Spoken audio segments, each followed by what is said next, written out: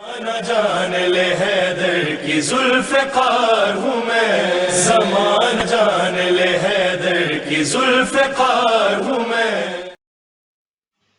اعوذ باللہ من الشیطان الرجیم، بسم اللہ الرحمن الرحیم۔ السلام علیکم ناظرین، میں ہوں آپ کی میزبان فائزہ نقوی، اس دعا کے ساتھ کہ جہاں رہیں خوش رہیں آباد رہیں، اللہ تعالیٰ کی بے شمار رحمتوں برکتوں اس کی محبتوں کے سائے میں رہے۔ رب تعالیٰ آپ کو آپ کے سبھی اپنوں کے ساتھ تمام تر شر سے محفوظ رکھے اور تمام تر خیر دو جہاں کا آپ سب کی نصیب میں کرے۔ اور اس وقت جو بھی اس دنیا میں مخلوقات خدا ہے، رب تعالیٰ انسانوں سمیت ان سب کی اذیت، کرب، رنج و الم کو جو ہے وہ دور فرمائے اور سب کو امن اور امان عطا فرمائے، اور جو بیمار ہیں ان کو شفا عطا فرمائے۔ ناظرین، یہ جو ہے بہت ہی اسپیشل پروگرام ذوالفقار حکمت ذوالفقار ٹی وی کی طرف سے لے کر میں آپ کی خدمت میں حاضر ہوئی ہوں، اور اس پروگرام کا جیسے کہ نام ہے ذوالفقار حکمت، یعنی ذوالفقار صرف وہ تلوار ہی نہیں ہے جو کہ امام علی علیہ السلام کے ہاتھ میں تھی، بلکہ یہ ذوالفقار علم کی ذوالفقار ہے، ہدایت کی ذوالفقار ہے، پاکیزگی کی ذوالفقار ہے، جو کہ اہل بیت اطہار علیہ السلام کے وجود سے ہمیں میسر آئی ہے، تاکہ ہم اپنے قلوب کو، اپنے فکروں کو، اپنے وجود کو پاکیزگی عطا کر سکیں، کیونکہ علم اور حکمت ہی جو ہے تطہیر کا باعث ہے، وہ شفاف اور پاکیزہ جو ہے غذا ہے ہمارے روح کی، ہمارے قلب اور ہماری فکر کی، کہ جو ہمیں ان سب کثافتوں سے نجات دلا سکتے ہیں، جو کہ اس وقت ہم چونکہ موجود ہیں ماہ رمضان کے دسترخوان پر، اور اس دسترخوان پہ اللہ تعالیٰ نے ہمارے لیے اہتمام رکھا ہے کہ ہم جتنا چاہیں اپنی جو ہے ایبلٹی کے مطابق اس سے کسب کر سکتے ہیں، اس سے لے سکتے ہیں، اس سے خرید سکتے ہیں، اللہ تعالیٰ سے تجارت کر سکتے ہیں، کس چیز کی؟ اپنے نفس کی اور اپنے وجود کی، اور اللہ تعالیٰ سے علم اور حکمت طلب کر سکتے ہیں، قربت رب طلب کر سکتے ہیں، اہل بیت کی معرفت طلب کر سکتے ہیں، رب، رسول اور ائمہ اطہار کی معرفت اور ان کا عشق اور ان کی قربت طلب کر سکتے ہیں۔ اور ذوالفقار حکمت کی اس خوبصورت پروگرام کا جو آغاز میں کروں گی، وہ آج ہم عنوان جو ڈسکس کریں گے وہ ڈسکس کریں گے قلب سلیم، کیونکہ قلب وہ چیز ہے جو کہ ہر بیماری جو اس دنیا میں پائی جاتی ہے انسانیت میں، اور ہر اچھائی جو اس دنیا میں پائی جاتی ہے، اس کا محور و مرکز ہے۔ جس طرف آپ کا قلب ہے، عقل اگر آپ کو بتا بھی رہی ہو کہ یہ غلط ہے یا یہ صحیح ہے، یہ اچھا نہیں ہے کرنا، تو بھی آپ وہی کرتے ہیں جو آپ کا دل چاہتا ہے۔ اگر آپ کا دل پاک ہے تو آپ کا عمل پاک ہے، اگر آپ کا دل صاف ہے تو آپ کا عمل صاف ہے، اگر آپ کا دل گندا ہے تو آپ کا عمل بھی گندا ہے۔ اور اگر آپ کے قلب کے اندر جو ہے نجاستیں ہیں، بغض کی، حرص کی، کینے کی، بد کرداری کی، ہوس کی، لذت پرستی کی، دنیا پرستی کی، تو پھر یقیناً اس کا اثر آپ کے عمل سے ظاہر ہوگا، اور وہ اس دنیا کو اور آپ کو جو ہے وہ گندگی جو ہے اس میں مبتلا کرے گا۔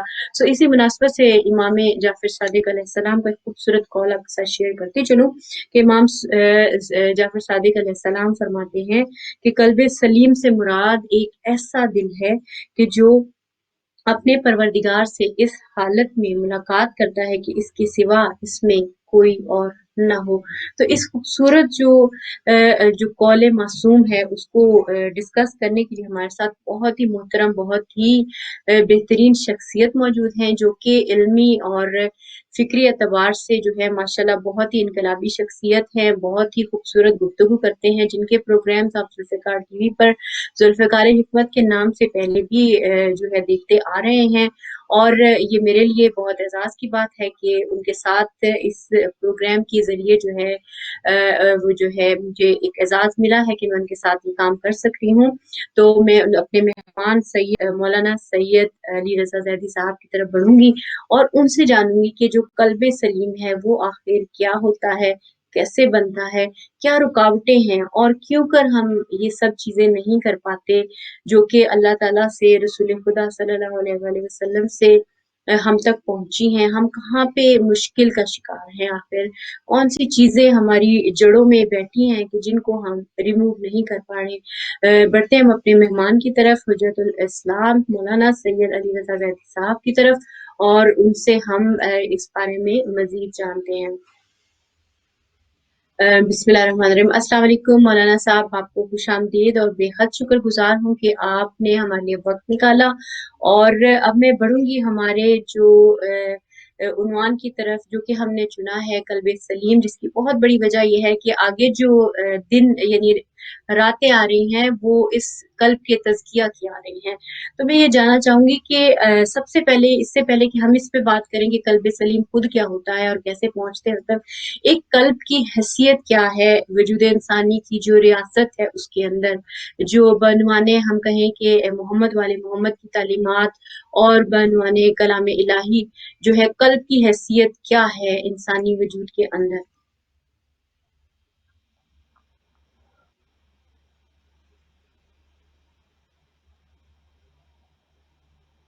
اگر آپ مجھے سن پا رہے ہیں۔ جی بالکل بالکل بالکل۔ اعوذ باللہ من الشیطان الرجیم، بسم اللہ الرحمن الرحیم، رب اشرح لی صدری ویسر لی امری واحلل عقدۃ من لسانی یفقہوا قولی۔ خدا آپ کو عزت اور شرف عطا فرمائے۔ ایک عزت اور افتخار کا مقام ہے کہ آپ جیسی پاک، طیب و طاہر اور سنجیدہ اور سمجھدار میری بہن اس حساس، لطیف اور موضوع پر محو گفتگو ہیں۔ میں عرض کروں کہ اگر خدا تبارک و تعالیٰ کی توفیقات شامل حال رہی اور خدا کا ایک لطف و کرم اور بالخصوص اہل بیت علیہ السلام کی ایک نظر کرامت ہم پر سایہ فگن رہی، چند گزارشات، آرائز، چند نکات نایاب اور چند لطیف گفتگو آپ کی خدمت میں عرض کروں گا انشاءاللہ العزیز۔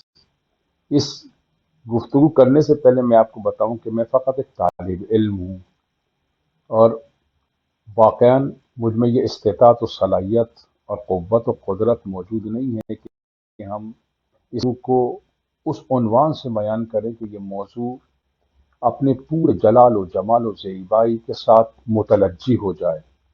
ہم جو کچھ بھی کہیں گے اپنی استطاعت و صلاحیت کے مطابق ہوگا، نہ کہ اس موضوع کے استحقاق کے مطابق۔ یہ موضوع بہت لطیف ہے، بہت عمیق ہے۔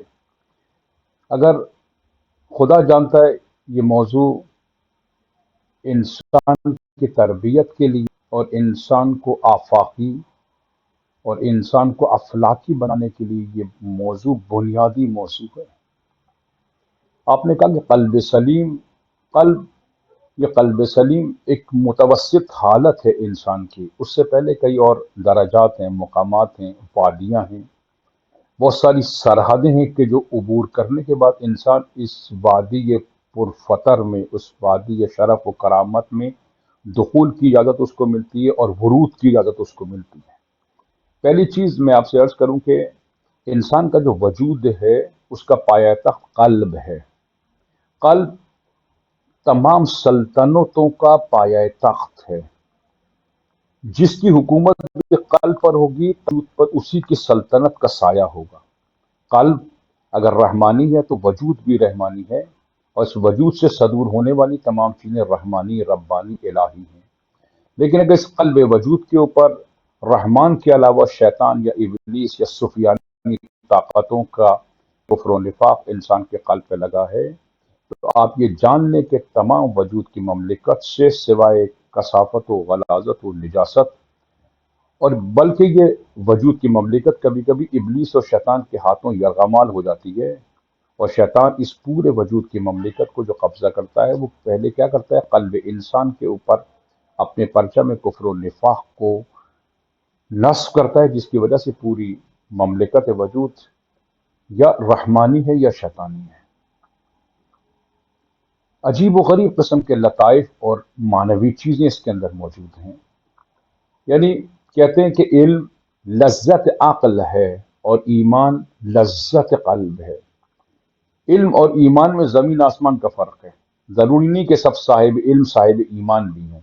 علم ایک الگ وادی کا نام ہے، ایمان ایک الگ وادی کا نام ہے۔ ایمان در حقیقت وہ تمام معلومات، وہ علوم اور وہ تمام چیزیں کہ جو انسان علم و حکمت کے ذریعے کشف کرتا ہے اور کسب کرتا ہے انسان کے وجود کے اندر، یہ تمام عقلی و معنوی چیزیں انسان کے قلب میں اتر جائیں اور انسان کا سیکھا ہوا علم عقل انسانی سے قلب انسانی میں آ جائے تو یہ ایمان کی صورت اختیار کر جاتا ہے۔ جیسے جیسے انسان علم و حکمت کی وادیوں میں محو سفر رہتا ہے، بالآخر اگر وہ علم جو ہم نے سیکھا ہے، کوشش کی، جدوجہد کی ہے، اگر یہ علم واقعا انسان کے عقل و دانائی سے انسان کے قلب میں ورود کی صورت اختیار کرے اور انسان کے قلب میں آ جائے، تو یہی علم ایمان کی صورت اختیار کر لیتا ہے۔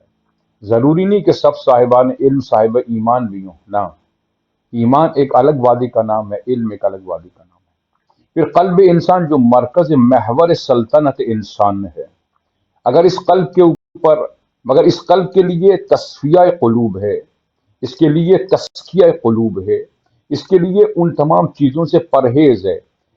اتفاق سے قرآن نے جہاں جہاں لفظ تقوی استعمال کیا، اتق اللہ سے مراد یہ کہ ہر وہ چیز کی جو تمہارے قلب کو آلودہ کرے گی، تمہارے قلب میں حسن بائی پیدا نہیں کرے گی، غیر کی محبت پیدا کرے گی، حب دنیا کی لیاست تمہارے قلب کے اوپر مجسم ہو جائے گی، ہر وہ چیز جو تمہیں خدا سے دور کرے وہ ظلمات اور تاریکی ہے، وہ ابلیس اور شیطان ہے، اور ہر وہ چیز جو تمہیں خدا سے قریب کرے۔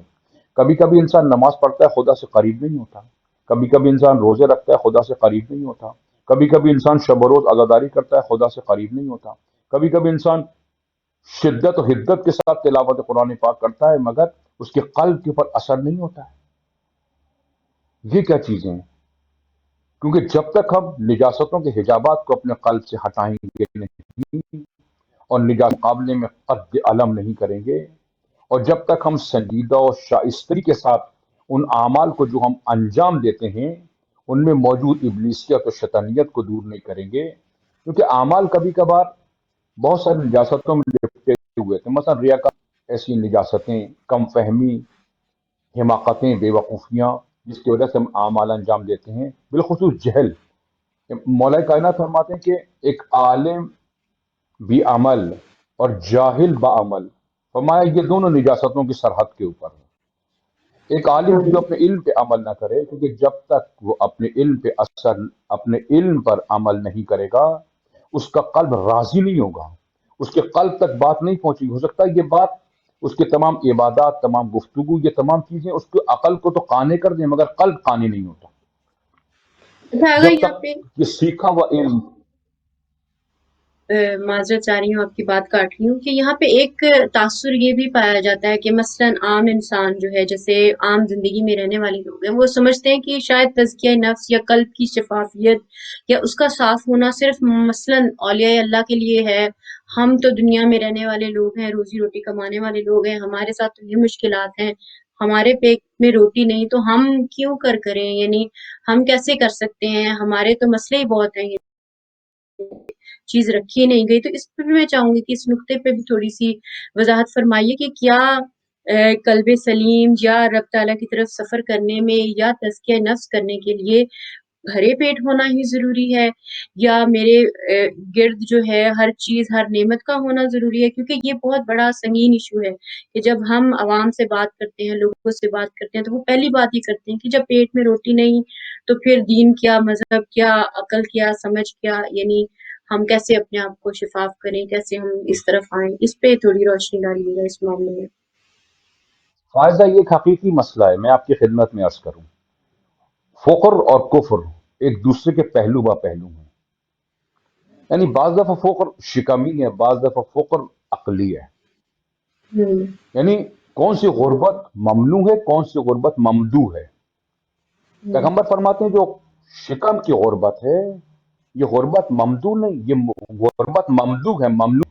تمام انبیاء کبھی بھی شکم سیر نہیں ہوتے تھے، ہمیشہ ان کا شکم جو تھا وہ فقط اس قدر استفادہ کرتا تھا غذاؤں سے جتنی کہ ان کے جسم کو ضرورت ہوتی تھی۔ غربت، فکری غربت کی مذمت کی گئی ہے کہ ہوں شکم کی جو غربت ہے اس کی مذمت نہیں کی گئی، فکر کی غربت کی مذمت کی گئی ہے۔ کیونکہ اگر فکر ہوں غریب ہو جائے، خدا انسان کا شکم سیر ہو جاتا ہے مگر اس کے باوجود بھی وہ کمالات کو حاصل کرنے سے قاصر رہتا ہے۔ کتنے ہی ایسے لوگ ہیں جن کا شکم خالی ہے مگر ان کی عقل بلوغ کر چکی ہے، ان کی عقل امیر ہے، غنی ہے، جس کی وجہ سے بہت سارے مسائل کو کسب کر لیتے ہیں۔ اس تربیت کا تعلق انسان کے شکم کے ساتھ نہیں ہے، اس قلب کا تعلق انسان کے فکر کے ساتھ ہے۔ تربیت، ہوں تہذیب، شائستگی، اس کا تعلق شکم کے ساتھ نہیں ہے، اس کا تعلق عقل و دانائی اور فکر کے ساتھ ہے۔ اس کا تعلق آپ کی فکر کیسی ہے، مثلا ایک آدمی ہے، آپ خود وہ افراد جو اس دنیا میں رہ رہے ہیں، آپ ان سے پوچھئے کہ آپ، ایک آدمی جھوٹا ہے، جھوٹ بولتا ہے، کثرت سے جھوٹ بولتا ہے، فریب دیتا ہے، دغا بازی کرتا ہے، لوگوں کے ساتھ جرم و جنایت کرتا ہے، آپ کو وہ آدمی پسند آئے گا یا وہ آدمی پسند آئے گا کہ جس کے پاس صدق و صداقت ہے، عقل و دانائی ہے، کہ جو آپ کا احترام کرتا ہے، آپ کی شخصیت کا احترام کرتا ہے، آپ کے اندر موجودہ نجاستوں کو، کثافتوں کو سرعام بیان نہیں کرتا؟ آپ کو کون سا آدمی پسند ہے؟ صادق پسند ہے یا آپ کو کاذب پسند ہے؟ یہ تمام چیزوں کا تعلق اور انسان کی اپنی ذات اور قلب اور وجود کے ساتھ ان تمام چیزوں کا تعلق. یہ جب ہم کہتے ہیں قلب سلیم، یہ نہیں ہے کہ مثلا آپ مصلی پر بیٹھ جاؤ جا کر. بالکل. قلب سلیم یہاں سے پہ مراد نہیں ہے مصلی پہ جا کے بیٹھ جاؤ تم. جی یہاں پہ آگا ایک سوال اور بھی جنم لیتا ہے کہ جیسے ہم جیسے جن معاشروں میں رہتے ہیں، جن جگہوں پہ رہتے ہیں، وہاں پہ یہ بھی کہا جاتا ہے کہ بھئی ہم تو سچ ہی بولنا چاہتے ہیں مثلاً، یا ہم تو اچھا ہی کرنا چاہتے ہیں، ہم تو کسی کے ساتھ برا نہیں کرنا چاہتے یا کوئی دھوکہ نہیں دینا چاہتے، لیکن ہمارے گرد کا ماحول ایسا ہے کہ ہم مثلاً اپنے دل میں تو شفافیت ہی رکھتے ہیں کہ یہ نہ کریں، یہ مثلاً رشوت نہ دیں، یہ جھوٹ نہ بولیں، یہ کسی کے ساتھ فراڈ نہ کریں، لیکن یہ ماحول ایسا ہے کہ یہ آپ کو مجبور کر دیتا ہے کہ جی آپ اس میں انوالو ہو جائیں. تو اس پہ وضاحت فرمائے گا کہ ایک قلب سلیم کیا اتنی طاقت رکھتا ہے کہ ان ساری مشکلات کو جو ہے وہ توڑ سکے، اور کیا چیزیں مانے آتی ہیں اس سلسلے میں جب ہم ایسی سچویشن سے دوچار ہوتے ہیں؟ بہت آسان ہے، میں آپ سے عرض کروں. مثلا ایک آدمی کی اگر اخلاقی اعمال اس کے متلجی ہیں، مثلا ایک آدمی ہے، وہ جس معاشرے میں رہتا ہے اس معاشرے میں جھوٹ نہیں بولتا، خدا جانتا ہے وہ اپنے عاشقوں کو پیدا کر لے گا، اور یہی اس کا صدق و صفا اس کے دشمنوں کو اس کی دوستی پر مجبور کر دے گا. یہی اس کی پاکیزہ صفات اس کے لوگوں کے لیے وہ مرجع اور ہادی کے عنوان سے شناخت کیا جائے گا. یعنی پیغمبر اسلام کو آپ دیکھیں، پیغمبر اسلام ایک مستقبر معاشرے کے اندر ہے، ایک بت پرست معاشرے کے اندر ہیں، بت خواہی کے معاشرے کے اندر ہیں، بت پرستوں کے درمیان ہیں، لیکن پیغمبر کی جو صفات معاشرے میں آئی وہ عبادی نہیں ہے، وہ اخلاقی صفات ہیں. یعنی کفار بھی پیغمبر کو صادق الامین کہتے تھے، کفار بھی پیغمبر کے پاس اپنی امانت رکھوایا کرتے تھے لا کر. یعنی پیغمبر کی عبادات غار حرا میں ہوتی تھی، لوگ پیغمبر کو عابد اور زاہد کے نام سے پیغمبر مشہور نہیں تھے، پیغمبر صادق و امین کے نام سے مشہور تھے. یعنی پہلے اخلاقی کمالات ہیں جو جس معاشرے میں بھی آپ رہتی ہیں، اگر اخلاقی کمالات اپنے اندر متلجی ہیں، اطمینان کرنے کے لوگوں کے قلوب آپ کی طرف متوجہ ہو جائیں گے، لوگوں کے قلوب میں آپ کی طرف حرکت پیدا ہو جائے گی، لوگ آپ سے خود بخود محبت کرنے لگیں گے. جب لوگ آپ سے محبت کرنے لگیں گے اور لوگوں کی سلطنت آپ کے سامنے حالت تسلیم اور رضا میں آئے گی، آپ خود دیکھیں گے قلبی اطمینان انسان کو حاصل ہوتا ہے، خدا سے راز و نیاز انسان کرتا ہے. یہ میں آپ سے اور عرض کروں، یہ حقیقت ہیں جو ابھی آپ عرض کرنی سوالات، لیکن یہ سب ابلیسی، شیطانی، کسی حد تک فرار ہے، کسی حد تک بہانے بازی ہیں یہ تمام چیزیں. کیونکہ جب انسان نہیں چاہتا کہ سرحد حق و حقیقت کے اوپر آئے اور وادی علم و حکمت میں قدم رکھے، اس قسم کے بہت سارے جواز اور اس قسم کے بہت سارے اثرات اور اس قسم کے وسواس و خناس انسان شیطان کے ذہن میں ڈالتا ہے تاکہ وہ سرحد علم و حکمت اور سرحد عقل و دانائی کی طرف اور سرحد سعادت کی طرف ہجرت نہ کر سکے. میں آپ سے یہ کہتا ہوں یہ مسائل ہیں، لیکن کوشش کریں کہ یہ بھی دیکھیں کہیں ایسا نہ ہو کہ یہ مسائل شیطان آپ کے کان میں سرگوشی نہ کر رہا ہو کہ نہیں تم میں یہ ہمت نہیں ہے، تم میں یہ طاقت نہیں. ایک آخری بات اور آپ سے عرض کرتا ہوں، خدا جانتا ہے اگر انسان کے اندر یہ صلاحیت نہیں ہوتی کہ وہ اپنے قلب کو قلب سلیم کر لیتا تو پیغمبر یہ بوجھ اس کے اوپر نہیں ڈالتے، خدا یہ بوجھ اس کے اوپر نہیں ڈالتا. آپ میں یہ صلاحیت موجود ہے کہ آپ پیغمبر کی تعلیمات کے مشاہدین بھی ہیں، سامعین بھی ہیں اور مخاطبین بھی ہیں. اگر یہ ہم میں صلاحیت نہ ہوتی کہ مطلب پیغمبر بت پرست معاشرے میں لیکن کمال با کمال لوگ پیدا کرتے ہیں پیغمبر. آج اس قسم کا معاشرہ موجود نہیں ہے، ہم جہاں پر بھی ہیں اس قسم کا معاشرہ موجود نہیں ہے. آج لوگ کافی حد تک عقل و دانائی اور کمال کو حاصل کرنے کے لیے آمادہ ہیں. آج لوگ اس آدمی کو تلاش کرتے ہیں جس میں صداقت ہو، جس میں سچائی ہو، جس کے پاس علم ہو. یعنی خود ایک طرف یہ مسائل ہے، ایک طرف بہت سے ایسے جوان ہیں، بہت سے ایسے لوگ ہیں، وہ ایک ایسے عالم کو تلاش کرنا چاہتے ہیں جو سید و صادق ہو، جس کے پاس امانت داری ہو، جس کے پاس پاکیزگی اور طہارت ہو، جس کے پاس ایسی چیزیں ہوں کہ جو لوگوں کے قلوب کے اندر شمع محبت اور علم و حکمت کی جڑوں کو مضبوط کر سکے. لوگ تلاش میں ہیں ایسے لوگوں کی. بالکل. آپ کیوں تو اگر چاہتے میں ہیں کہ یہ بھی آپ جی جی آپ جی مکمل کر لیجیے، پہلے آپ مکمل کر لیجیے. جی میں بس میں یہ کہہ چکا ہوں کہ خدا جانتا ہے کہ اگر آپ نے یہ قدم ایک قدم صدق اٹھایا اور اس بلاد کفر میں اور اطراف و جوانب جو شیطانی معاشرہ ہے، اگر آپ نے ایک قدم اللہ کی طرف اٹھایا، مقلب القلوب، آپ خود دیکھیں گے کہ لوگوں کے قلوب آپ کی طرف متوجہ ہو جائیں گے، اور لوگ جب آپ کے اندر اللہ کی صفات، اوصاف اور کمالات کو پائیں گے، خود بخود لوگ آپ سے محبت کرنے لگیں گے، خود بخود لوگ آپ کی بات سمجھنا شروع کر دیں گے، خود لوگوں کے قلوب میں اچھائیوں سے محبت ہے، کمالات سے محبت ہے۔ انسان کی فطرت کا چراغ جب تک انسان کے قلب کے اندر روشن ہے، وہ علم سے محبت کرتا ہے اور جہل سے نفرت کرتا ہے۔ جی تو آغا میں یہ جاننا چاہوں گی، آپ نے اخلاقیات اور قلب کی بات کی، یعنی آپ نے یہ بات کی کہ اخلاقیات کے ذریعے رسول خدا نے ایون جو ہے سب سے پہلے لوگوں کے دلوں میں محبت جو ہے اس نے جنم لیا، اور اس کے ذریعے جو ہے اس کے بعد پھر آپ نے ظاہر اعلان نبوت کیا۔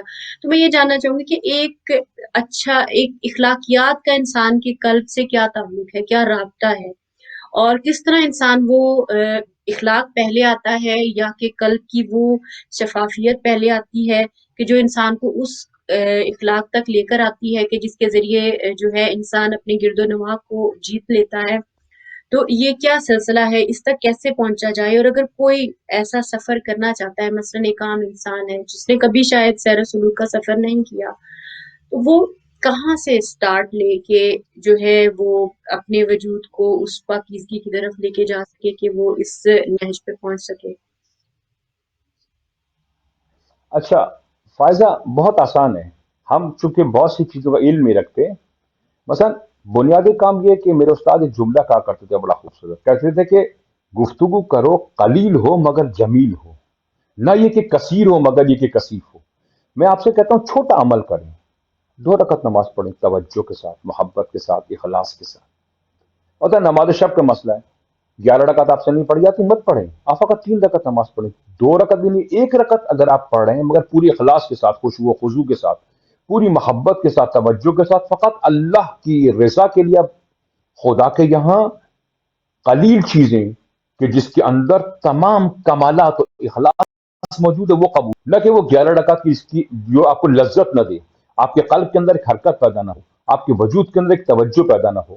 یعنی پہلی بنیادی بات یہ ہے کہ جہاں سے میرے استاد کہتے ہیں، کہ علماء بھی یہی کہتے ہیں، بزرگان بھی یہی کہتے ہیں، کہ پہلے اپنے واجبات پہ عمل کرنا سیکھو، اپنے واجبات کو اس کے اول وقت میں انجام دینا سیکھو۔ اگر تم نے واجبات کو، اگر خدا تمہیں دیکھے گا کہ تم واجبات کو اس کے اول وقت پہ انجام دے رہے ہو، خوش و خضوع کے ساتھ انجام دے رہے ہو، اور یہ تمام مراتب و مقامات، فائزہ ایک دن میں انسان ان مقامات تک نہیں پہنچتا، آہستہ آہستہ، آرام آرام انسان محافظت کرنا اپنی، اور ان چیزوں سے پرہیز کرنا جو چیزیں انسان کی شخصیت کو سقوط اور زوال کا شکار کرتی ہیں۔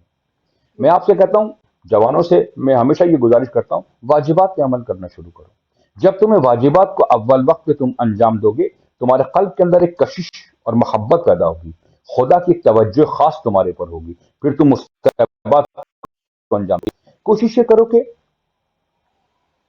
کم گفتگو کرو، گفتگو تمہاری قلیل ہو مگر جمیل ہو، فقط تمہارا کام قربتاً خدا کے لیے ہو۔ ایک دن میں پہلے بھی کہہ چکا ہوں اس ذوالفقار حکمت میں، ایک دن برادر عزیز فجر کی نماز کے بعد خدا سے پروردگار خست پروردگار سمجھ میں نہیں آتا راہ حق و حقیقت کے در ہے، پروردگار اپنے خاص وقت دو رحمت سے ایک جلوہ میرے قلب کے پر وارد کر دے، پروردگار میرے قلب کو ایسی حرکت دے اور میرے قلب پر اپنی محبت کا ایسا جلوہ، بلکہ آفتاب محبت میرے قلب کے اندر داخل کر دے تاکہ میرے وجود کی مملکت پوری نورانی ہو۔ ایک دن خدا سے مناجات کر کے دیکھو، خدا سے بات کر کے دیکھو، ایک دن سوچو کہ یہ وہ الرحمن رحیم کی بارگاہ میں مجھے جانا ہے، کیا میرے اعمال، کیا میری گفتگو، کیا میرے افعال اور میری صفات اور میرے اوصاف کیا انسانوں جیسے ہیں؟ کیا واقعی ان میں کہیں انسانی خو اور بو آتی ہے؟ یا میری گفتگو ابلیس و شیطانوں جیسی ہے؟ کیا میرا غم و غصہ اتنا زیادہ ہے کہ میں اپنے گھر والوں، اپنے دوستوں، احبابوں کے لیے ایک نامحرم شخصیت بن کے رہ گیا ہوں؟ تھوڑی دیر کے لیے انسان تفکر و تعقل کرے، میں کئی دفعہ یہ بات کہہ چکا ہوں، اعلیٰ ترین کمالات کو حاصل کرنے کے لیے جو بنیادی شرط ہے وہ آپ کی فکر کا پاک ہونا، یہ تطہیر تفکر ہے۔ جب تک انسان کے اندر تطہیر تفکر پیدا نہیں ہوگی، انسان کمالات کی سرحد تک پہنچ نہیں پائے گا۔ اس کے لیے ضرورت کیا ہے؟ ضرورت یہ ہے کہ آپ منفی مت سوچیں، منفی چیزیں مت سوچو، نجس اور بد خیالات اپنے ارد گرد مت آنے دو. اپنی اس طرح حفاظت کرو کہ نجس اور بد خیالات آپ کے اطراف میں محو طواف نہ ہوں.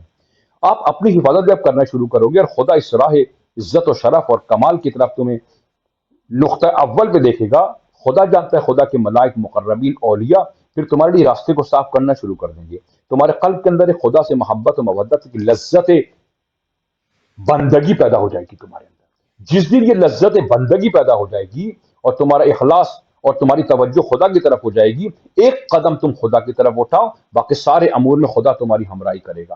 مشکل کشا کو خدا تمہارے سر پر اور تمہارے وجود کے اوپر اس قدر ان کی محبت و مودت اور ان کا پرچم مشکل کشائی تمہارے سر پہ سایہ فگن ہوگا، ہزاروں مشکلات و مصائب اور شیطان کے وسواس و خناس سے جو تمہارے وجود سے نکلنا شروع ہو جائیں گے. پہلی چیز اپنی تفکر کی تطہیر کرنا شروع کر دو. منفی مت سوچو.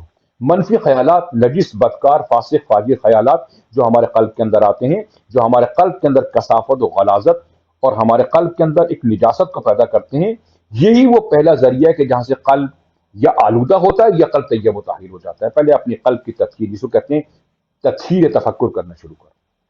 بالکل. سو یہ تطہیر فائدہ. جو تفکر ہے وہی انسان کے قلب کی تطہیر کی طرف لے کر جائے گا.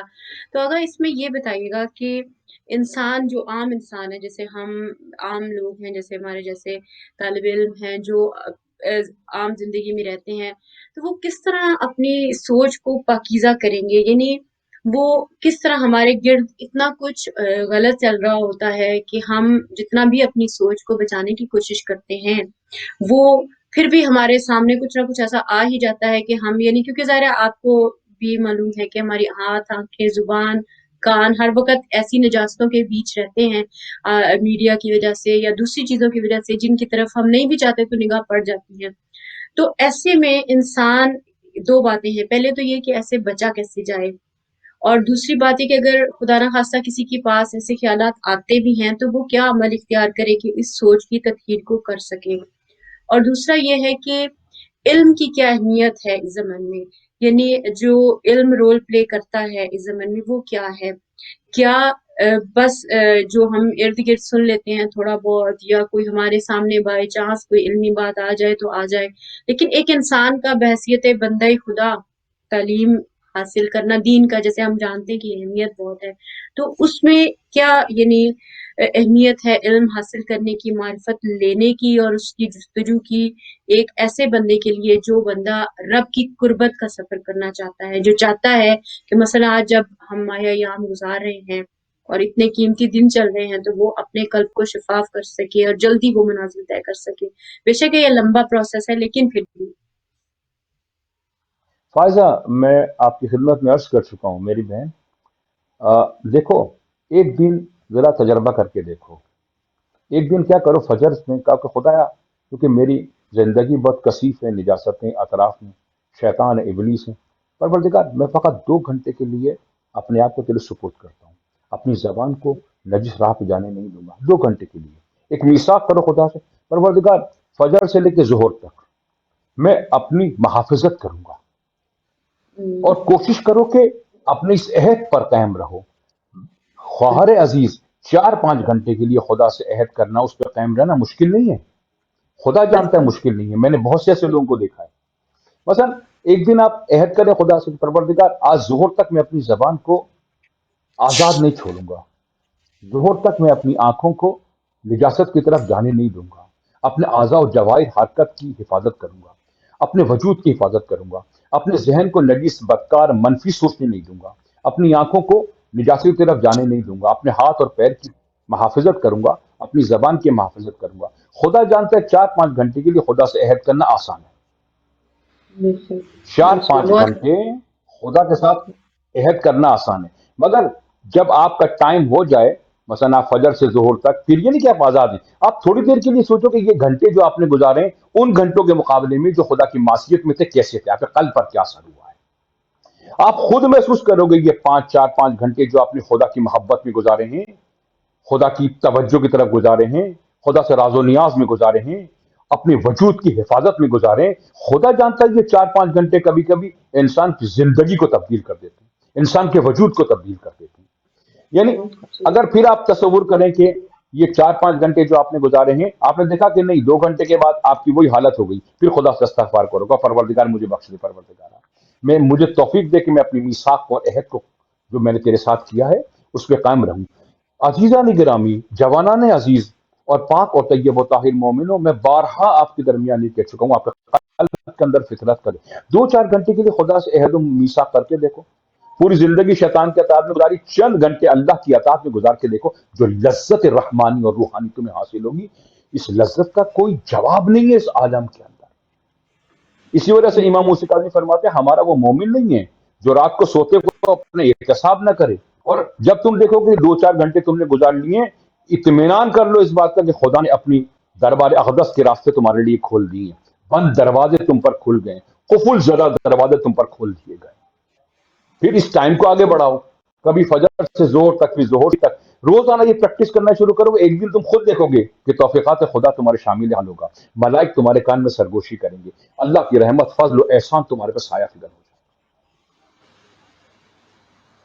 جی اگر علم کی اہمیت پہ بھی روشنی ڈالیے گا کہ جب ہم اس سارے پروسیس میں، یعنی یہ بے شک جہاد اکبر ہے، اور اس کا کیا فضیلت ہے، یعنی جس طرح آپ نے بیان فرمایا کہ اگر ہم کچھ لمحے فرض کریں، کچھ پل، کچھ گھنٹے اسی طرح اپنے رب کو جو ہے وہ دیں کہ نہیں میں نے اس میں پوری کوشش کرنی ہے کہ میں کچھ نیگیٹو نہ دیکھوں، نہ سوچوں، نہ کروں، تو اس کے ساتھ ان کی کیا اہمیت ہے، اور جب ہم یہ جدوجہد کر رہے ہوتے ہیں تو رب کے سامنے ہماری کیا حیثیت ہوتی ہے، یعنی رب ہمیں کس نگاہ سے دیکھ رہا ہوتا ہے، اور وہ کیسے انسان کو جج کر رہا ہوتا ہے، یا اس کی کیا لطف ہوتا ہے، کیا کرم ہوتا ہے، یعنی کیا ہمیں سمجھ رہا ہوتا ہے دوسرے لفظوں میں۔ فائزہ، یہ ہر کس و ناقص کا کام نہیں ہے، یہ آپ سن لیں، ہر کس و ناقص کا بے کام شک، نہیں ہے۔ یہ تربیت اور تہذیب نفس اور تصفیہ عقول، یہ فقط ان لوگوں کو حاصل ہوتا ہے جن پہ توجہ مخصوص سے خدا حاصل ہوتی ہے۔ اگر ایک جوان سبحان اپنے آپ کو اس سرحد محبت و مودت میں لے کر آئے، وہ یہ سمجھ لے کہ خدا نے اس کو مورد نظر قرار دیا ہے اور رحمت کی نگاہ اس پر ڈالی ہے، اہل بیت علیہم السلام نے اپنے پاک حرم سے اس کی طرف ایک توجہ خاص کی ہے۔ جس دن ایک جوان اس کام میں آ جائے گا اور خدا سے ایثاق و میثاق کرے گا، وہ دیکھے گا کہ خدا اس کے راستہ آسان کرتا ہے۔ آپ یقین کریں، شیطان انسان کے کان میں سرگوشی کرتا ہے، کہتا ہے ممکن نہیں ہے، تم یونیورسٹی جاتے ہو، کام پہ جاتے ہو، یہ کرتے ہو، بات کرنی پڑتی ہے، یہ کرنی کیسے کرو گے؟ خدا جانتا ہے، آپ کہیں اے شیطان بھگا، خدا تجھ پہ لعنت کرے، ساری زندگی تیرے کہنے پہ چلاؤں، آج 2 گھنٹے کے لیے مجھے آزاد کر دے تاکہ اپنے رحمان و رحیم کی بارگاہ میں حاصل ہو سکے۔ انسان شیطان کو یہ تو کہے، اے میرے کھلے ہوئے دشمن، بے شک، اے میرے کھلے ہوئے دشمن، سال ہا سال جس دسترخوان پہ میں بیٹھتا رہا، جس کے دسترخوان پہ بیٹھتا رہا، اس کے خلاف گواہی دیتا رہا، بدبخت میرا ہاتھ چھوڑ دے، کچھ دن کے لیے، کچھ لمحوں کے لیے، کچھ گھنٹوں کے لیے میں مالک الرحمن الرحیم کی بارگاہ میں حاضر ہوں، کچھ تو آزاد کر دے مجھے۔ انسان بات کرے، پھر دیکھو خدا کیا کرتا ہے۔ ایک دوسری بات، علم 2 طرح کے ہیں میری بہن، میں بہت فلسفیانہ گفتگو نہیں کر رہا ہوں، بہت عارفانہ اور بہت تحقیق اور تشخیص کی بات نہیں کر رہا ہوں، میں بہت موٹی موٹی باتیں جوانوں کے لیے سمجھنا اور سننا آسان ہو۔ علم 2 قسم کے برادر عزیز، ایک علم حصولی ہے جو روزمرہ کا آپ علم حاصل کرتے ہیں، علم حصولی ہے۔ اس میں علم حصولی نماز سے زیادہ افضل ہے، یہ بتا دوں میں آپ کو، روزوں سے زیادہ افضل ہے، عبادات سے زیادہ افضل علم کی جد و جہد ہے، کوشش ہے، اور علم کے لیے اپنے آپ کو تیار و آمادہ کرنا ہے، یہ علم حصولی ہے، سب پر واجب ہے، مسلمان عورت، مرد، بچے، جوان، عالم، غیر عالم، سب پر یہ علم واجب ہے۔ نماز سے زیادہ افضل ہے علم کا حصول، حصول علم نماز سے افضل ہے۔ یہ کہاں سے کہہ رہا ہوں میں بات؟ کیونکہ دین معرفت ہے، اور انسان شہر معرفت میں اس وقت تک نہیں پہنچ سکتا جب تک شارع علم پہ نہیں آ جائے، شارع علم پہ جب تک آدمی نہیں آئے گا وادی معرفت تک نہیں پہنچ سکتا۔ ایک علم حصولی ہے، علم حصولی ہے۔ فائزہ، آپ کو میری آواز آ رہی ہے؟ جی جی میں سن رہی ہوں، علم حصولی کی آپ بات کر رہے ہیں، بالکل آپ کنٹینیو رکھیے۔ علم حصولی کیا ہوتا ہے آگا، اور اس کی کیا یعنی پہچان ہے؟ اچھا، علم حصولی، آپ حوض علمیہ کے اندر جاتے ہیں، ایک درجات کو طے کرتے ہیں، اور یہ علم حصولی، یونیورسٹی جا رہے ہیں، علم حصولی ہے۔ جو جس بھی علم کی جد و جہد آپ کر رہے ہیں، یہ علم حصولی ہے۔ علم حصولی پہلا درجہ ہے انسان کے لیے، کہ انسان کا علم الجہل سے نفرت ہے، یہ نفرت لقلقہ زبان نہ ہو، یہ عمل کی صورت اختیار کر جائے، آپ کے وجود میں جہل سے نفرت پیدا ہو جائے، کیونکہ انسان جس سے نفرت کرتا ہے اس کا تذکرہ سننا بھی نہیں چاہتا، جا کے اس سے ملاقات کرے، جا کے اس کی دعوت، انسان جس سے ملاقات کرتا ہے اس کا تذکرہ سننا نہیں چاہتا۔ خدا کی قسم اگر انسان کو واقعا جہل سے نفرت ہو جائے، یہ پہلا کمال ہے جو انسان کے وجود کے اندر پیدا ہوتا تو جہل سے نفرت کیسے ہوتی ہے آگا، یہ بھی تھوڑا سا بیان فرمائیے ساتھ میں۔ ہے۔ جہل سے نفرت ذرا ایک نظر کریں، ذرا سا ایک دقت نظر کریں۔ مثلا آپ دیکھیں جو لوگ علم حاصل نہیں کرتے ان کی کیا آبرو ہے، اپنے قلب کو سمجھاؤ، اس کو کہتے ہیں علم نظری۔ ایک نظر کرو ذرا سا کہ جوہلا لوگوں کی زندگی کیسی ہے۔ یہ صاحبان ثقیفہ جہل ہیں، صاحبان ثقیفہ کہ جن کی نفرت آپ کے قلب کے اندر موجود ہے، ان کی جہل کی وجہ سے یہ نفرت آپ کے قلب کے اندر موجود ہے۔ اور اہل بیت سے جو آپ کو نفرت ہے، اہل بیت علیہ السلام سے جو آپ کو محبت و مودت ہے، وہ ان کے علم اور حکمت، عقل اور دانائی کی وجہ سے محبت ہے۔ یعنی انسان کو کمالات سے محبت ہے اور انسان کو نقائص سے نفرت ہے۔ جہل نقائص میں صف اول میں ہے اور علم فضائل میں صف اول کے اوپر ہے۔ انسان کی فطرت میں جہل سے نفرت ہے۔ آپ کسی بھی آدمی، ایک جاہل سے بھی آپ پوچھیں، بتاؤ جہل بہتر ہے یا علم بہتر ہے؟ ایک جاہل جس نے ایک کلاس بھی نہیں پڑھی ہے اس کو بھی جہل سے نفرت ہوگی۔ کیوں؟ جہل کو نفرت انسان کی فطرت میں جو نور ہے اللہ کا، کہ انسان کو جہل سے نفرت ہے، علم سے محبت ہے۔ یعنی انسان کو نفرت کس سے ہوتی ہے؟ انسان کو جو نفرت ہوتی ہے نقص سے ہوتی ہے۔ جہل نقص ہے، جہل نقص ہے، علم کمال ہے۔ اور فطرت کا تقاضا یہ ہے، جو انسان فطرت کا نور لے کر اس دنیا میں آیا ہے، فطرت کو نقائص سے نفرت ہے، نقائص اور عیوب سے نفرت ہے، علم و حکمت سے محبت ہے۔ جن چیزوں کی طرف دین آپ کو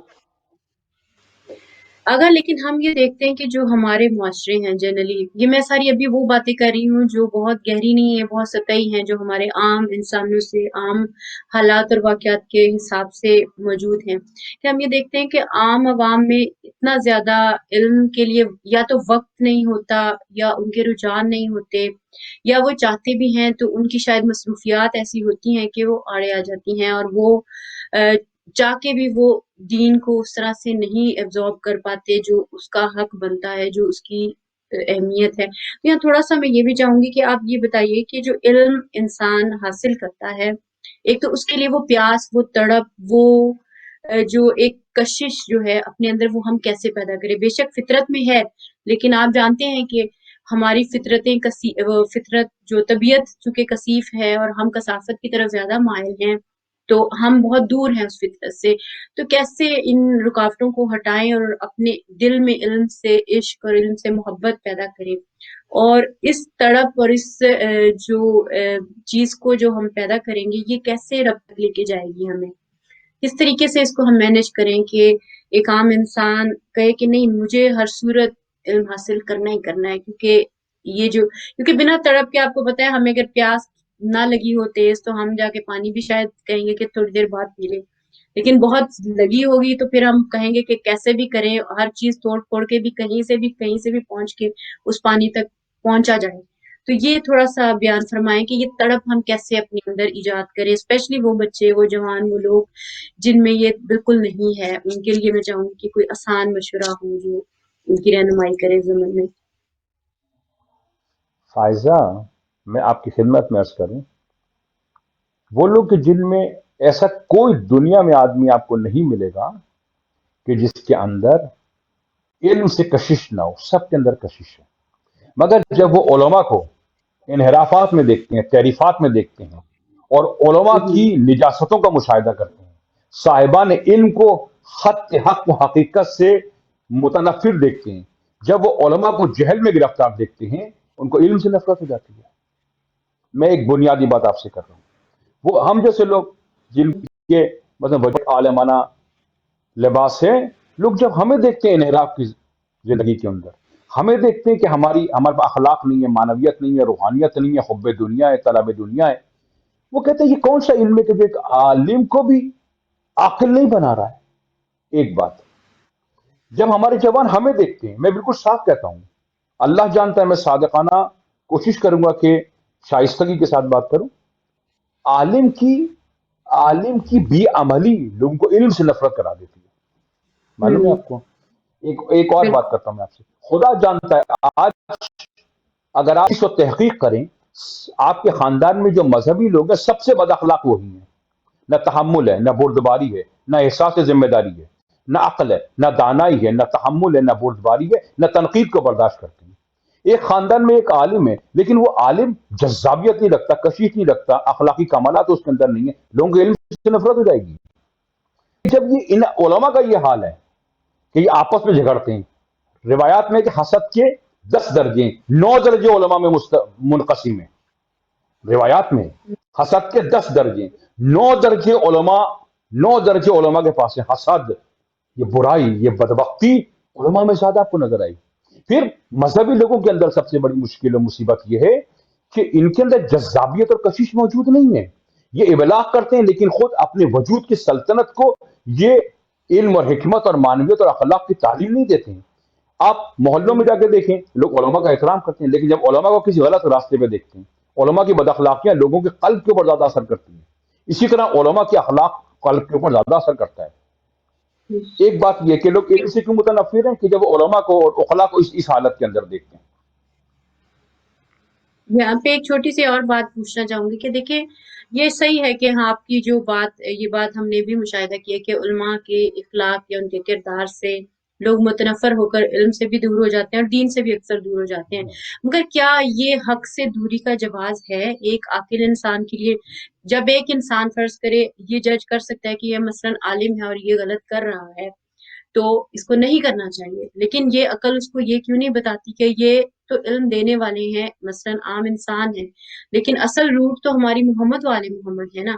تو یہ کیا جواز دیتا ہے کہ انسان اس کی وجہ سے خود بھی برائی کی طرف مائل ہونے لگے یا برائی کی طرف جانے لگے؟ اس کو آپ کیسے دیکھیں گے؟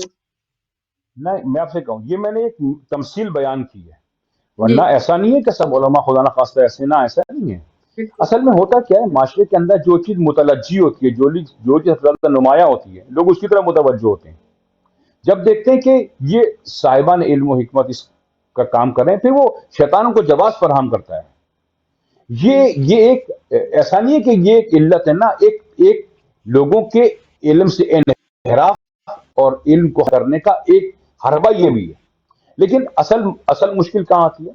جب انسان کو خود علم کی حقیقت کا یعنی اس کو حقائق و لذت علم حاصل نہیں ہوتی ہے. کیونکہ ہم جس کو علم کہتے ہیں دین اس کو علم نہیں کہتا. یہ ایک بڑی مصیبت ہے. مثلا ہاں، ہم سمجھ رہے ہوتے ہیں کہ فقط جد و جہد کرنے کا نام علم ہے. نا، علم در حقیقت حقائق کو کشف کرنے کا نام ہے، حقائق کی سرزمین پہ سیر کرنے کا نام ہے. اور ان حقائق کو کہ جو میری ذات سے تعلق رکھتے ہیں، کہ جو مجھے تکامل اور معراج کی طرف دعوت دیں گے، وہ ان حقائق کو تلاش کرنا. خدا جانتے ہیں اگر انسان کو یہ پتہ چل جائے کہ تمہارا علم حاصل کرنا تمہاری معراج کے لیے ضروری ہے، تمہاری معراج کے لیے ضروری ہے، تمہارے مقام و مرتبے کے لیے ضروری ہے، تمہاری عزت آبرو اور تمہارے شرف اور کمال کے لیے ضروری ہے، انسان علم حاصل کرتا ہے. انسان علم حاصل کرتا ہے. مطلب پیغمبر آئے تشویش دلاتے ہیں. پیغمبر کہتے ہیں دیکھو یہ کام مت کرنا ورنہ تمہاری آبرو خطرے میں ہو جائے گی. اور یہ کہنا کہ کسی انسان کے اندر علم سے محبت نہیں، نہ، تمام لوگوں کے اندر علم سے محبت ہے. پیغمبر کا کام کیا ہے کہ دنیا کی جو غبار اس کے قلب پر فطرت پہ پڑی ہے اس کو ہٹا دیں. اس فطرت کے چہرے پہ جو غبار ہے اس کو ہٹائیں. فطرت کا نور متلجی ہوگا انسان کے وجود کے اندر، اور انسان کو علم سے پہلے ہی سے بنیادی طور پہ انسان کو علم سے محبت ہے اور جہل سے نفرت ہے. اس بات کو لوگوں کے درمیان بیان کریں اور خود ان سے کہیں کہ بتاؤ جاہل آدمی بہتر ہے یا عالم آدمی بہتر ہے؟ جاننے والا برابر نہیں ہوتے، اور علم ہمیشہ جو ہے اچھا، پھر خدا کیا کہہ رہا ہے؟ حل یستوی الذین یعلمون والذین یعلمون، کیا عالم و جاہل برابر ہیں؟ تو یہ قرآن کہہ رہا ہے. کیا مردہ اور زندہ برابر ہیں؟ کیا خبیث اور طیب و طاہر برابر ہیں؟ یعنی مستقل قرآن کی آیات ہیں یہ کہ کیا نور اور ظلمات برابر ہیں؟ ایسے عالم و جاہل کیا برابر ہیں؟ قرآن کیا کر رہے ہیں ان آیات کے ذریعے؟ تمہارے فہم کو بیدار کر رہا ہے، تمہاری عقل کو بیدار کر رہا ہے، تمہارے ارادے کو بیدار کر رہا ہے کہ دیکھو، غور کرو، فکر کرو، تدبر کرو، تعقل کرو، اور دیکھو کہ جو لوگ جہلا ہیں ان کا کیا حال ہے اور جو عالم ہے ان کا کیا حال ہے. سبحان هل اللہ. يستوي الذين اگر ہم يعلمون والذين لا يعلمون؟ ہم، اگر اس میں تھوڑا سا آگے بڑھتے ہوئے میں یہ جاننا چاہوں گی کہ تھوڑا سا ہم یہ دیکھیں کہ یہ تو بات ہوئی کہ علم کی اہمیت ہے. اوبیسلی ہم زندگی میں کوئی بھی چاہے دینی کام انجام دے رہے ہوں، عبادت انجام دے رہے ہوں یا کوئی بھی کام کر رہے ہیں، اس پہ بلکہ ہم کچھ اور بھی نشستیں رکھیں گے. لیکن اس وقت میں تھوڑا سا یہ جاننا چاہوں گی کہ جو عام انسان کی فہم اور سمجھ کے لیے کہ قلب جو ہے وہ کتنی طرح کے ہوتے ہیں، اور ان میں جو قلب سلیم تک پہنچنے کا جو راستہ ہے، ایک تو علم آپ نے بتایا ہے کہ وہ اس کے بنا تو ہم کہیں بھی نہیں پہنچ سکتے، لیکن جو کتنی طرح کے قلب ہیں اور قلب سلیم تک ہم کب پہنچتے ہیں، کیسے پہنچتے ہیں؟ یہ ایک بڑا لطیف سوال ہے. امام صادق فرماتے ہیں کہ مومن کا قلب مفتوح ہے، مفتوح فتح مند قلب ہے یہ، اور منافق کا قلب منکوس اور منحوس ہے. پھر امام فرماتے ہیں قلب کی 3 قسمیں امام نے بیان فرمائی ہیں. کہا کہ ایک قلب قلب خوفی ہے، ایک قلب قلب خوفی ہے، ایک قلب قلب عشقی ہے، اور ایک متوسط قلب ہے کہ جس میں عشق بھی ہے اور خوف بھی ہے. حتیٰ انبیاء کے درمیان انبیاء کے قلوب مختلف ہیں، انبیاء کے قلوب مختلف ہیں. روایات میں کہ حضرت یحییٰ علیہ السلام جو حضرت عیسیٰ کے خالہ زاد بھائی ہیں، حضرت یحییٰ کے اوپر بہت زیادہ اسماء الہیہ کا جلوہ، یعنی جلوہ جلال زیادہ ہے، ان کا قلب کے اندر خوف زیادہ ہے. حضرت عیسیٰ کے اوپر جمال کا جلوہ زیادہ ہے، تو ان کا قلب، حضرت عیسیٰ کا جو قلب ہے وہ عشقی ہے، اور حضرت یحییٰ کا جو قلب ہے وہ بہت زیادہ خوفی ہے. اچھا، کہتے ہیں کہ حضرت عیسیٰ کی ملاقات ہوئی حضرت یحییٰ سے، تو حضرت عیسیٰ بہت مسکراتے ہیں، ان کا چہرہ بہت تبسمی تھا، جو مومن کی علامتوں میں سے بہت تبسمی چہرہ تھا حضرت عیسیٰ علیہ السلام کا. حضرت ملاقات ہوئی اپنے خالہ زاد بھائی حضرت یحییٰ علیہ السلام سے. حضرت یحییٰ نے ہنستے ہوئے دیکھا حضرت عیسیٰ کو، تو کہا تمہیں خوف خدا نہیں ہے؟ پھر حضرت عیسیٰ نے مشاہدہ کیا تھے حضرت یحییٰ کا کہ ان کے جو رخسار تھے وہ سرخ ہو چکے تھے کثرت گریہ کی وجہ سے. تو حضرت عیسیٰ نے کہا کہ کیا تمہیں خدا کی رحمت پہ بھروسہ نہیں ہے؟ کہتے ہیں کہ ابھی یہ دونوں نبی ایک دوسرے سے گفتگو کر رہے تھے، ایک فرشتہ نازل ہوا، تو اس فرشتے نے کہا کہ کیا تم جاننا نہیں چاہتے ہو دونوں پاک اور مقدس انبیاء کہ خدا عیسیٰ سے زیادہ قریب ہے یا خدا یحییٰ سے زیادہ قریب ہے؟ انہوں نے کہا ہاں، ہم چاہتے ہیں کہ ہم جانیں کہ مثلا خدا یحییٰ سے زیادہ قریب ہے یا عیسیٰ سے زیادہ قریب ہے. خدا نے کہا کہ میں نے ایک پیغام بھیجا ہے تم دونوں نبی کے لیے، جان لو میں اس سے قریب ہوں. خدا فرماتا ہے اے میرے پاک اور مقدس انبیاء، جان لو میں اس نبی سے قریب ہوں جو مجھ سے حسن زن زیادہ رکھتا ہے. جو مجھ سے جتنا حسن زن رکھے گا میں اتنا اس کے قریب ہوں. ایک قلوب کا ایک مسئلہ یہ ہے. پھر اگر ہمارے پاس اب 2-3 جی منٹ ہیں تو میں چاہوں گی کہ آپ ساری گفتگو کو سمیٹ کر کچھ اہم ترین جو چیزیں ہیں جن کو آپ سمجھتے ہیں کہ یہ بڑی ضروری ہیں، جو ائمہ اطہار سے آپ نے لی ہیں ایک جوہر کی طرح، ایک گوہر کی طرح، ان میں سے کچھ موتی میں چاہوں گی کہ آپ ضرور ان آخری 2 منٹ میں ذرا شیئر کر دیجئے تاکہ ہم جو ہے اپنے پروگرام کا جو ہے اختتام کر سکیں. عزیزان گرامی، میں اپنی بہن کے توسل سے اور بالخصوص ذوالفقار حکمت کے توسل سے آپ سے فقط یہ کہنا چاہتا ہوں، ایک لحظے کے لیے بھی خدا سے مایوس مت ہو، ایک لحظے کے لیے بھی خدا سے مایوس مت ہو. خدا سے حسن زن رکھو، توجہ کرو، ایک قدم خدا کی طرف بڑھاؤ. جوان کا قلب عالم ملکوت سے نزدیک ہے، اس پہ زنگ دنیا نہیں، حب دنیا کی نجاست و کثافت نہیں. کوئی بھی شخص ایک لحظے کے لیے بھی خدا سے مایوس نہ امید نہ ہو. جب آپ خدا سے پر امید ہو جائیں گے پھر آپ خدا کی رحمتوں کو، برکتوں کو، فضل و فضیلت کو اپنے وجود کے اوپر متلجی پائیں گے.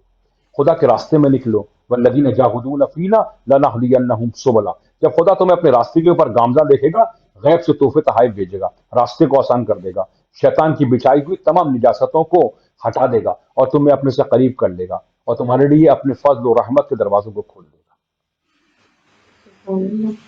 بہت خوبصورت پیغام کے مایوس مت ہو، بے حد خوبصورت گفتگو مولانا سید علی مرزا زیدی صاحب، آپ کا بہت بہت شکریہ کہ آپ نے اتنا قیمتی وقت نکالا اور اتنی خوبصورت جو ہے گفتگو کی، جسے یقیناً دیکھنے سننے والوں کو بہت کچھ سیکھنے کو ملا ہوگا، اور ہر وہ قلب جو ان ماہ سیام میں اپنے قلب کو قلب سلیم بنانے کی اس ساری گفتگو میں جو بہت ہی خوبصورت پہلو ہیں کہ دن میں کوئی 2 گھنٹے 3 گھنٹے آپ رب سے عہد باندھ دیجئے کہ میں جو ہے یہ ان 2-3 گھنٹوں میں نہ بد کلامی کروں گا، کوئی ایسا کام نہیں کروں گا جو رب کو پسند ہو، کوئی منفی کام نہیں کروں گا، کوئی منفی حرکت انجام نہیں دوں گا، بلکہ اپنے آپ کو رب کی بارگاہ میں محسوس کرتے ہوئے میں اپنے رب کی مرضی اور اس کی پسند کے مطابق کام کروں گا۔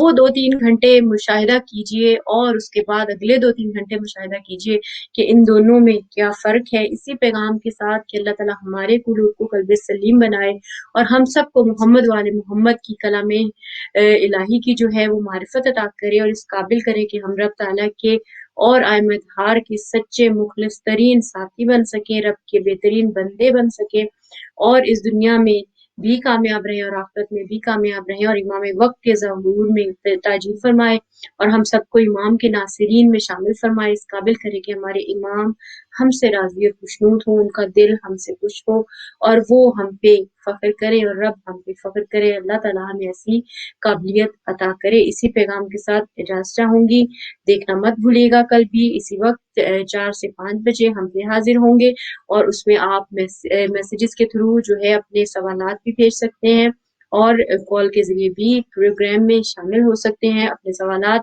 ڈائریکٹ مولانا صاحب سے بھی کر سکتے ہیں۔ اجازت چاہوں گی، اللہ حافظ۔ زمان جان لے حیدر کی ذوالفقار ہوں میں، ہر ایک جری میرے جوہر کا مدح خوان رہا، میری امان سے جو نکلا وہ بے امان، ہر ایک جری میرے جوہر کا مدح خوان رہا، میری امان سے جو نکلا